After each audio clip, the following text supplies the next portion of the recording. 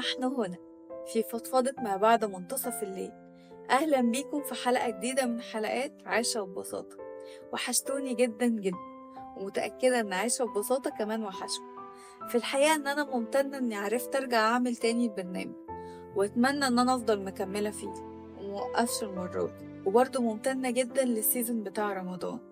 وبما اني هفضل اقول ممتنة وهتكلم عن الامتنان كتير قوي النهاردة، فتعالوا نعتبر ان الاوتلاين بتاع الحلقة هو الامتنان.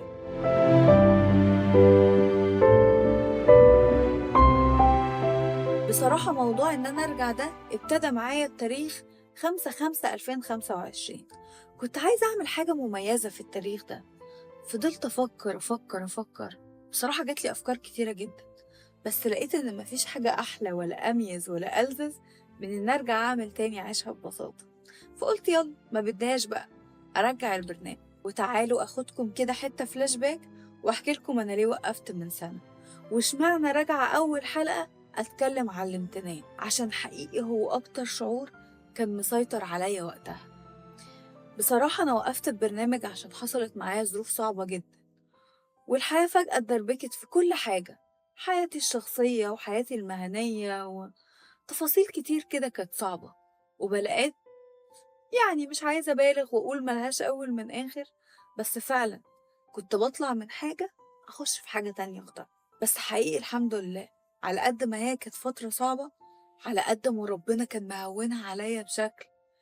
كنت في عز الظروف الصعبة دي أشوف سيناريو الوحش اللي حصل لي ده، والاقي ربنا بيوريني سيناريو تاني كان اوحش بكتير ممكن يحصل، بس فعلا بكرمه ورحمته عليا حصل لي بس اللي استحمله. وساعتها فعلا كانت اول مرة احس بشعور الامتنان ده. اكيد مش ممتنة يعني ان حاجة وحشة حصلت لي، بس فعلا لما الواحد بيبص كده لحكمة ربنا وان فعلا قدر ولطف، الواحد بيبقى ممتن جدا. وسبحان الله حكمة ربنا وقتها إن الظروف الصعبة اللي تحصل لي دي تبقى مع دخلة رمضان.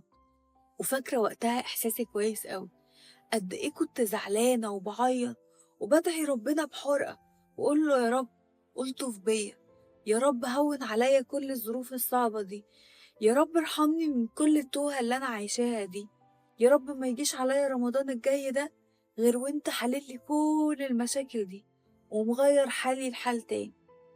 وتمر الأيام وفعلا يجي عليا رمضان اللي بعده وربنا مغير حالي لحال تاني، وكل المشاكل والحاجات اللي كانت وجعاني ومضايقاني ربنا حلها من عنده كده بحكمته، وبطريقة لو فضلت أفكر فيها أو أخطط لها معرفش ممكن كانت تيجي إزاي، بس هي فعلا جت من عند ربنا. قد إيه حكمة ربنا والسيناريو بتاعه دايما بيبقى أحلى بكتير قوي حتى من اللي بنتمناه. وده طبعا زود عندي شعور الامتنان. صحيح لسه في مشاكل كتير بتحصل ولسه قلبي بيوجعني ولسه حاسة بشوية توه، بس لسه برضه ممتنة. خلاص بقى اتعلمت الدرس تقريبا، بقى شعور الامتنان ده ملازمني في الوحش قبل الحلو. بقى عندي يقين كده في ربنا إن أيا كان الحاجة الوحشة اللي بتحصل لي دي ربنا هيلطف وربنا هيعمل اللي فيه الصالح. وقد إيه الشعور ده في حد ذاته هو نعمة كبيرة جدا. حقيقي لو هتمنى لنفسي أو لحد شعور يفضل الإنسان عايش ومكمل بيه على طول، مش هتمنى غير شعور الامتنان ده، لأنه فعلا شعور جميل، شعور بيخليك كده تستقبل الصدمة والوجع والبلاء بنفس راضية. بتبقى حاسس كده إن ربنا معاك ومش هيسيبك، وإدراكك إن ربنا أنقذك من حاجة أوحش بكتير كانت ممكن تحصل بيخلي فعلا شعور بالامتنان ده حاجة صعبة تتوصف. زي ما الأستاذة نانسي عجرم كده بتقول، في حاجات بتتحس وما تتقالش. فربنا يديم عليا وعليكم شعور الامتنان ده، ويرزق أي حد مش بيحس بيه إن هو يحس بيه، عشان فعلا هو إحساس جميل. وبس كده خلاص أنا خلصت فضفضت النهاردة. حاسة إن انتوا سرسبتوني في الكلام كده وفضلت أطلع كل اللي جواي، بس يلا دي حاجة حلوة وأنا مبسوطة بيها. واستنوا الحلقات الجاية من عيشها ببساطة، أوعدكم إنها تبقى حلقات حلوة وتعجب. آخر حاجة بقى اللي بتنسوها دايما، ما تنسوش تعملوا لايك للبيج على الفيسبوك وسبسكرايب للشانل على اليوتيوب، فولو على الانستجرام وتيك توك، وتخليكوا دايما فاكرين إن كلنا محتاجين نعيشها ببساطة.